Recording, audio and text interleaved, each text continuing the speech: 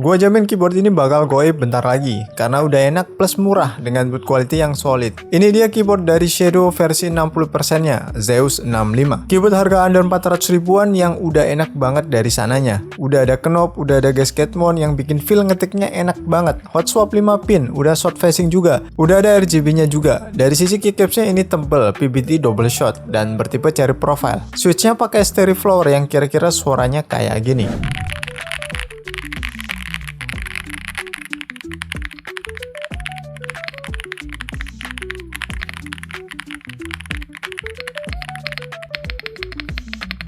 So, buat kalian yang tertarik dengan keyboard ini sebelum keyboardnya goib, gua saranin CO sekarang juga. Seperti biasa, untuk cek detail barang dan tempat checkoutnya udah gua taruh di bawah.